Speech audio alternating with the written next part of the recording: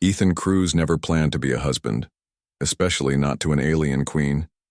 He was just a language expert, chosen by Earth's United Space Agency to help with peaceful talks between Earth and the alien planet Volantria. The mission was important. Volantria had rare energy crystals Earth desperately needed. Ethan's job was simple: translate, stay quiet, and avoid making trouble. But trouble found him anyway. The Volantrian palace was something out of a dream. Tall towers of silver and green stone touched the clouds. Flowers floated in the air like butterflies.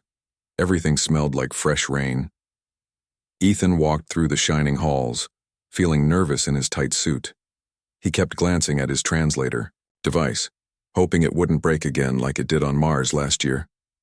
His group entered the great hall, where the queen was waiting.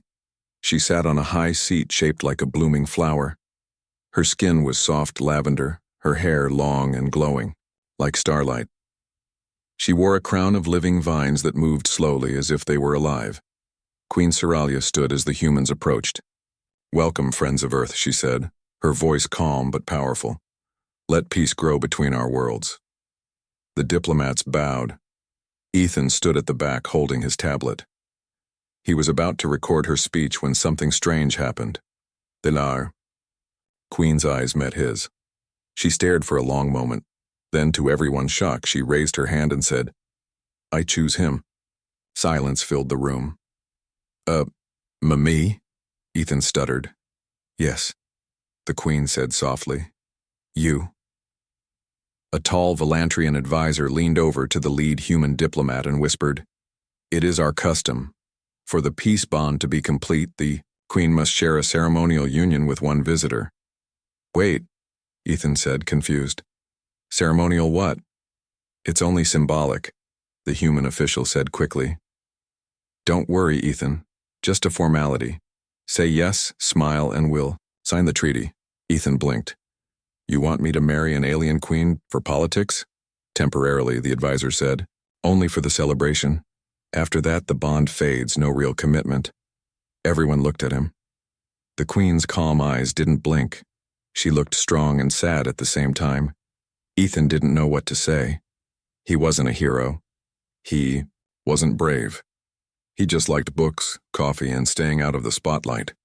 But something in her eyes felt honest, maybe a little lonely. He took a deep breath. "All right, I'll do it."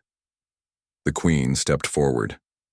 A small vine grew from her crown and wrapped gently around Ethan's wrist. It glowed with a soft blue light, then vanished into his skin. Everyone clapped. The deal was sealed. The alliance was official. But Ethan felt a strange warmth on his palm. He looked down and gasped. A shimmering crest, a mark shaped like a blooming flower, had appeared on his skin. It pulsed softly, like a heartbeat. "What is this?" he asked. The Volantrian advisor smiled. "You are now marked as the Queen's consort, royal by bond. It will fade in a few days." Ethan nodded slowly. But deep inside, something told him this wouldn't be that simple. Back on the Earth ship, Ethan sat on his bed, staring at his glowing hand. His roommate Marcus peeked in. "Hey, husband of a queen," Marcus joked. "Want a crown with your coffee?" Ethan groaned. "It was just symbolic, right? That's what they said?" "Sure. But you should see the news. You're everywhere. Earth's first interspecies marriage, even if it's fake." Ethan sighed. He opened his datapad. A headline flashed.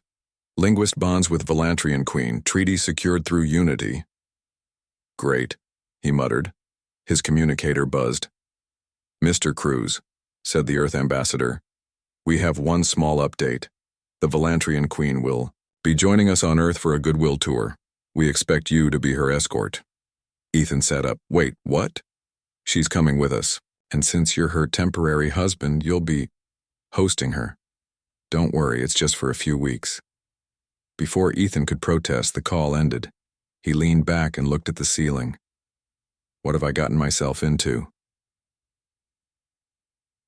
2 days later, Queen Seralia arrived on Earth. She stepped off the ship in a long silver robe, her crown of vines still glowing. Reporters screamed. Cameras flashed. Ethan waited at the bottom of the ramp, sweating in his suit. When she saw him, she smiled. "My bonded," she said softly. "Hi," Ethan said awkwardly. "Welcome to Earth." "I am pleased to see you again," she said, her voice calm. "This world is loud," he nodded. "Yeah, it gets louder. Everywhere they went, people Stared. Kids waved. Some aliens bowed. Saralia stayed close to Ethan, never more than a few steps away. That night, back in his apartment, she looked around curiously. "Where is your throne room?" she asked. "This is it," Ethan said, embarrassed. "I live here." She sat on his couch like it was a royal seat. "It is small, but warm. I like it." Ethan blinked. "You're really staying here?" "The bond is not yet complete," she said. "Until the crest fades, we remain joined." He looked at his hand. The mark was still there, glowing softly. "I thought it would fade," he said. She looked at him, serious now. "Some bonds take longer." That night, Ethan couldn't sleep. Outside his window, the stars looked normal, but his life had changed forever. He wasn't just a translator anymore, he was part of something much bigger. Something royal. Something strange. And maybe, just maybe, something special. He looked at his hand again. The crest glowed like a tiny star. In the other room, Queen Saralia hummed a soft melody. It sounded like wind and water. Ethan smiled to himself. This might be the weirdest week of his life. But something told him it was just the beginning. Ethan Cruz was not used to sharing his apartment. He especially wasn't used to sharing it with a glowing alien queen. Queen Saralia of Valantria had taken over his couch, turned his kitchen into a tea lab, and had somehow convinced his neighbors that she was just a friend visiting from a royal exchange program. Ethan had stopped correcting them. It was easier that way. Each morning she stood by his window, watching the sunrise in complete silence. Her long lavender dress shimmered in the light. Her crown of living vines now rested loosely on her head, as if Earth's gravity made it tired. Ethan rubbed his eyes and stepped into the kitchen. "Morning." She turned and nodded. "The sun here feels different, stronger, brighter." He poured himself a cup of coffee. "It's probably just because Earth's atmosphere is thinner than Valantria's. Or maybe it's just because you're far from home." Saralia tilted her head. "Perhaps both." Ethan took a sip, then added, "You don't have to stay here the whole time, you know. There's a hotel for diplomats down the street, fancy stuff." Saralia walked over and sat down across from him. "You are my bonded. My place is beside you. Until the mark fades, our union is active." He glanced at his palm. The glowing crest hadn't faded. In fact, it looked slightly brighter today. "That thing's really taking its time," he muttered. At work, Ethan's life had turned into a media circus. People stared at him everywhere he went. Some gave him thumbs up. Others whispered and pointed. His name had become famous overnight. "Mr. Queen's husband," his co-worker Marcus teased as Ethan entered the translation office. "Don't start," Ethan replied. But Marcus pulled out his phone. "You've got a fan base now. Look, Royal, Earthling. That's what they're calling you online. Someone even made a cartoon about you. It's surprisingly good." Ethan groaned. "I just wanted to help with translations. Now I'm a celebrity husband. And a hero," Marcus added. "Earth's relationship with Valantria is stronger than ever. Trade deals, tech exchange. Your wedding changed everything." Ethan sighed. It wasn't even a real wedding. "Sure," Marcus said, grinning. "Try telling that to your wife." Later that day, Ethan met Saralia at the Earth Cultural Center, where she was scheduled to speak to a group of children about Valantrian music. He watched from the back as she explained how her people used song to send messages across gardens that grew for miles. She demonstrated a melody that made glowing petals on her wrist bloom. The children clapped and smiled. Ethan smiled too. She really was trying. Afterward, he walked her home. "You're good with kids," he said. "Children speak from the heart," Saralia replied. "Their truth is pure." They walked quietly for a moment, then she asked, "Do you miss your peace?" "My peace?" "Your quiet life. Before the bond." Ethan thought for a moment.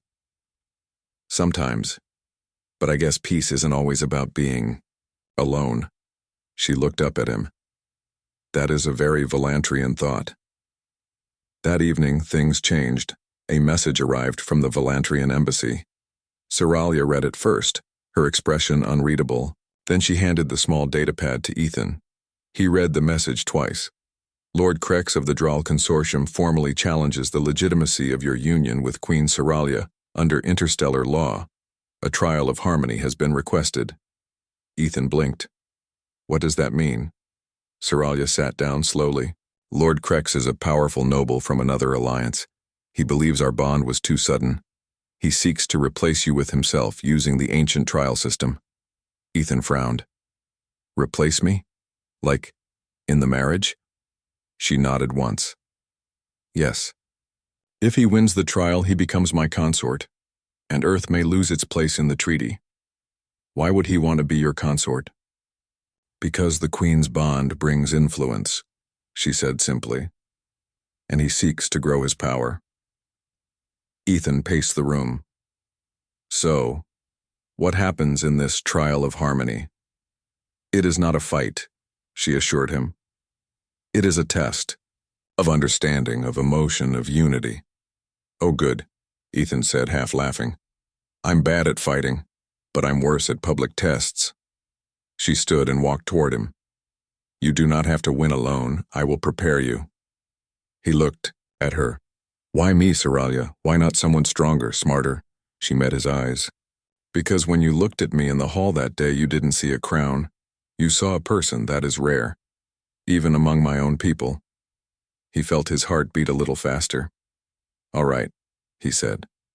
"Let's prepare." For the next 3 days, they trained in a peaceful garden at the embassy. Saralia taught Ethan Volantrian gestures, emotional exercises, and ways to listen, not just with ears, but with the heart. She showed him how to read silence, how to speak with calm, and how to answer without anger. Sometimes they laughed, sometimes they argued, but each time, they learned something new. One afternoon, as they practiced a listening exercise, Ethan noticed something. "You hum when you concentrate," he said. Saralia blinked. "I do?" He nodded. "It's soft, like a bird." She smiled. "You hear more than most." Ethan smiled back. "Maybe because I'm always trying to translate what people mean, not just what they say." "You are ready," she said. He wasn't sure, but if she believed in him, maybe he could believe in himself too. The trial of harmony was held in a grand Volantrian chamber, filled with glowing trees and silver leaves. Delegates from many planets watched from above. Lord Krex stood tall, covered in sharp silver armor. His voice was cold, his words sharp. Ethan stood beside Saralia, dressed in a simple suit. His heart was beating like a drum. The trial began. Each round asked them to speak on themes: trust, grief, love, change. Krex gave perfect, logical answers. They sounded impressive but lacked feeling. Ethan, nervous and honest, spoke simply. He shared how he didn't understand Saralia at first, how she seemed distant, powerful. But slowly, he learned her sorrow, her strength, her gentle care. "I didn't choose this bond," Ethan said in the final round. "But now I wouldn't give it up, not for anything." The chamber fell silent. Then soft music filled the air, the ancient sign of agreement. The elders had made their choice. Queen Saralia stepped forward. "The bond stands," she said. "Let the truth be known." That night, back in Ethan's apartment, they sat quietly. The city lights sparkled outside the window. "You were brave," she said. "I was scared out of my mind," he admitted. "But thank you for believing in me." She looked at him with calm eyes. The mark has not faded. He looked at his palm. The glowing crest was still there. Maybe, he said, some bonds take longer to fade. Or, she said softly, maybe, they're not meant to fade at all. Ethan woke up early, feeling a mix of excitement and worry. The trial of harmony was over and he had won. But something was still not right. The glowing mark on his palm still pulsed softly, as if it had a life of its own. Queen Seralia sat quietly, by the window watching the early morning sky. She looked more relaxed than before, but Ethan could see a shadow behind her calm eyes. "Good morning," he said, trying to smile. Seralia turned to him. The trial was successful, but peace is not yet certain. Ethan frowned. "What do you mean? I won. The challenge was over." She shook her head slowly. "Victory is only the first step. There are others who will not accept it." At that moment, a soft chime came from the embassy's communicator. Seralia picked it up and read the message. Her face became serious. Lord Crex was not the only one, she said quietly. "There is now a formal challenge from the Drawl Consortium itself. A noble named Lord Varen has sent a summons." Ethan sat up straighter. "Another challenge? Why? What does he want?" Seralia looked at him. "He claims the bond between us is illegitimate, that a temporary marriage is not true unless it is accepted by the ancient council of Vilantria. He demands a new trial more difficult than the last." Ethan rubbed his forehead. "Great. So what do we do now?" "We prepare," Seralia said firmly. "This will be the trial of the heart. It will test your courage, your honesty, and your commitment to me and to Earth." Ethan swallowed hard. "I don't know if I'm ready for that." Seralia smiled softly. "I will not let you face this alone. You have me." The days that followed were filled with new lessons and harder training. Seralia introduced Ethan to the Volantrian customs that no visitor had ever seen before. They practiced ancient rituals, learned secret songs, and even tried to master the art of silent communication. Ethan found himself amazed by how much meaning could be shared without a single word. One afternoon, Seralia took Ethan to a quiet forest near the embassy. The trees were tall, their leaves shimmering in the sunlight. The air was filled with the sweet scent of alien flowers.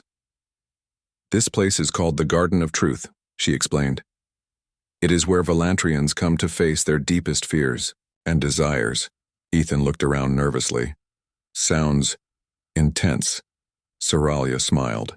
"It will help you prepare for the trial.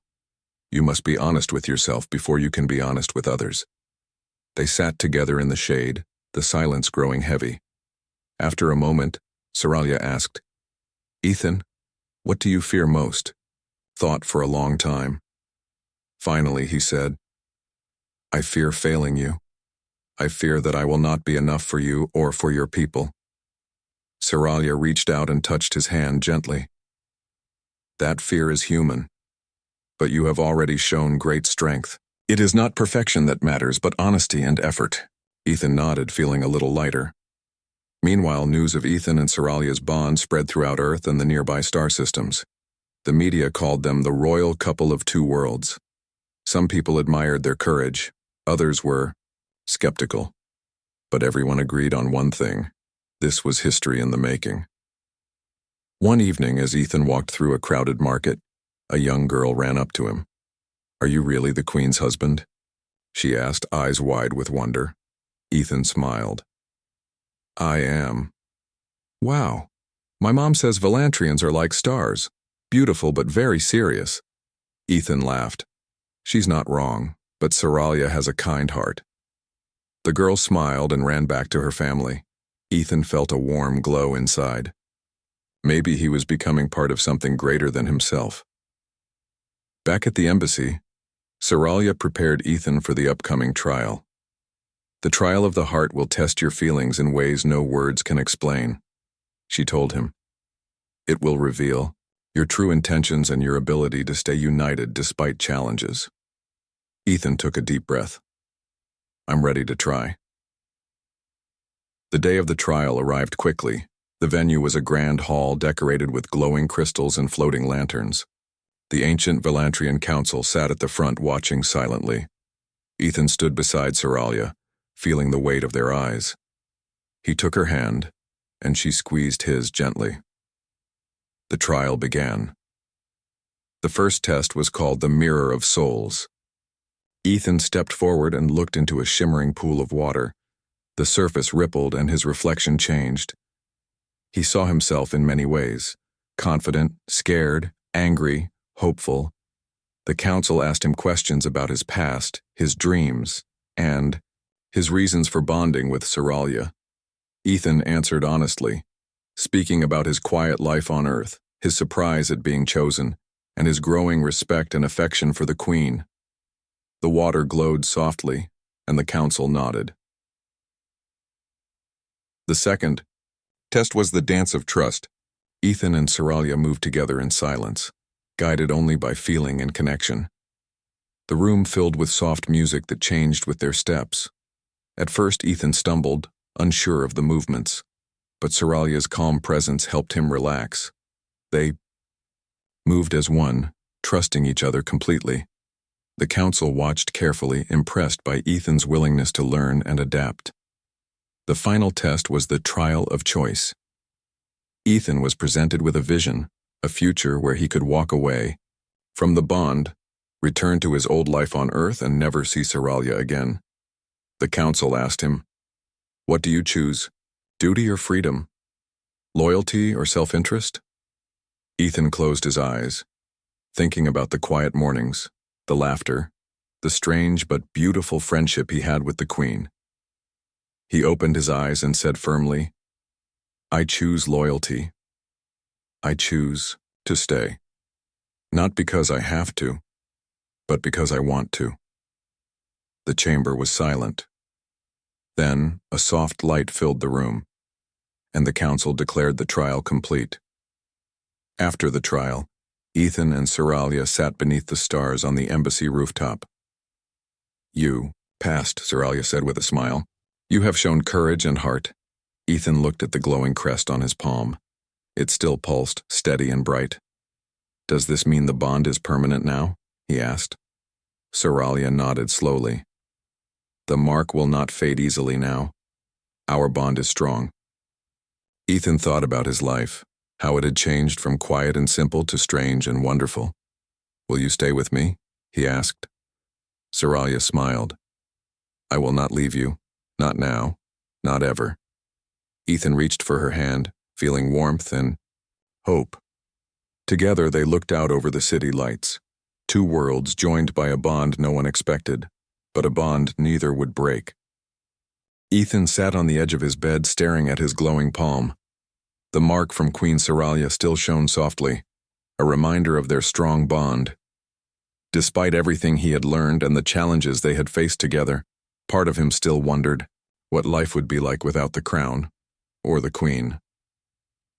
The days in Earth's bustling city felt strange now. Once Ethan had enjoyed the simple pleasures: morning coffee at the small cafe, quiet evenings with a good book, and long walks in the park.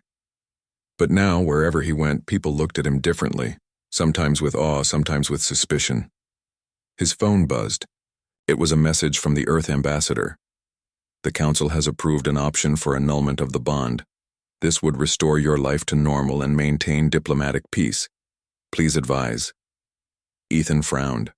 Normal. The word sounded distant, like a place he no longer belonged.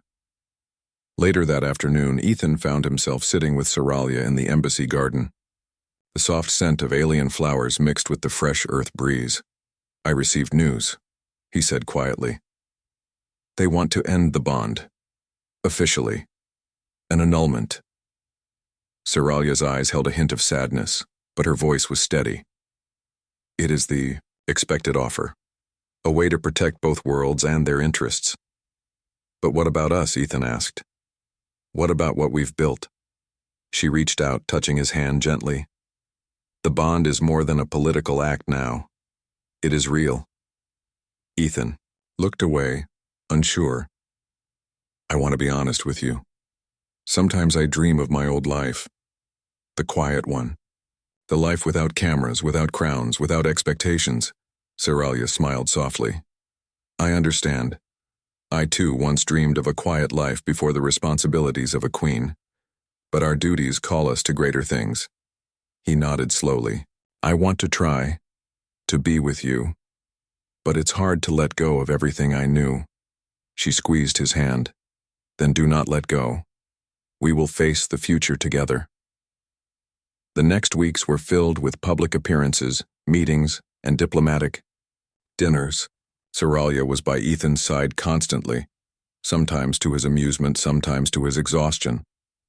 One afternoon, as they walked through a crowded market, a group of children gathered around them, curious and excited. Is it true? A little boy asked. Are you really the Queen's husband? Ethan smiled and nodded. Yes, I am. The children's eyes sparkled with wonder. Seralia knelt to their level, her voice gentle. Being bonded means we share trust, respect, and care. Ethan watched her, amazed at how naturally she connected with people. Despite her alien appearance, she made the world feel smaller, kinder. But not everyone was pleased. A group of politicians from Earth's government approached Ethan privately one evening.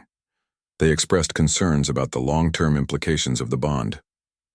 Mr. Cruz, one said, we support you, but this alliance is fragile. The annulment option exists to protect our interests. Ethan listened carefully. I understand. But this is not just about politics anymore. It's personal. They nodded, but made it clear their advice was to consider the annulment seriously. Ethan felt torn. His loyalty to Earth and to Seralia pulled him in opposite directions. One quiet night, Ethan and Seralia sat on the rooftop of the embassy watching the stars. I never expected my life to change like this, Ethan said. From a translator to a royal consort. Seralia smiled. Life is full of surprises. Sometimes they lead us to where we belong. He looked at her, heart full of questions. Seralia, he began, if I choose to stay bonded with you, what does that mean for us? For the future? She took his hands in hers. It means we build a new path, not just for us, but for both our worlds. Ethan took a deep breath. I'm ready to try, no matter what happens. Then, unexpectedly, the council sent a new message. Queen, Seralia must return to Velantria to address a crisis in the royal court. The bond will be tested in her absence. Seralia's face tightened. The Velantrian court is troubled. There are those who oppose our union. Ethan nodded. I'll be here when you return. She touched his glowing palm, and I will carry you in my heart. Days turned into weeks. Ethan adjusted to life alone, but the glow on his palm remained. The bond was still alive. He kept busy with work and meetings, but every evening he thought of Seralia, wondering what challenges she faced. One evening, a message arrived. The court's crisis is over. Seralia returns soon. Ethan smiled, feeling hope. When Seralia finally returned, she was stronger and more determined than ever. Together, she said as they embraced, we will face whatever comes. Ethan nodded, feeling a new strength within himself. Their bond was no longer just tradition or duty. It was a choice, a promise. And in that promise, two worlds found unity. The city lights twinkled far below the embassy rooftop as Ethan and Queen Seralia stood side by side. The cool night breeze carried the scents of earth, fresh grass, blooming flowers, and distant ocean waves. But the quiet peace between them was deeper than any scent. It was the peace of two worlds slowly becoming one. Ethan looked at his glowing palm again. The crest pulsed steadily, a soft heartbeat that connected him to Seralia in ways no words could describe. We've come a long way, Ethan said quietly. Seralia smiled, her violet eyes reflecting the stars above. Yes. And yet our journey is just beginning. The official ceremony to seal their bond as more than just a temporary union was held in the grand Velantrian Hall on Earth. The room shimmered with floating lanterns and crystalline decorations that caught the light like diamonds. Delegates from Earth, Velantria, and other nearby star systems filled the seats, watching closely. Ethan stood beside Soralia in simple but elegant attire. His heart beat fast, not from fear, but from a strange excitement. This was no longer about politics or duty. It was about trust, hope, and a shared future. The Volantrian High Elder stepped forward and spoke in a calm voice. Today we witness a union that represents more than two beings. It is the joining of two peoples, two cultures, and two hopes for peace. Soralia nodded. Our bond is real and lasting. We choose to lead together. Ethan took her hand, feeling the warmth of their connection. The ceremony included a moment where the glowing vine from Soralia's crown grew and gently wrapped around Ethan's wrist. This time, the glow spread like a soft wave across his arm, binding him not just in tradition but in heart and spirit.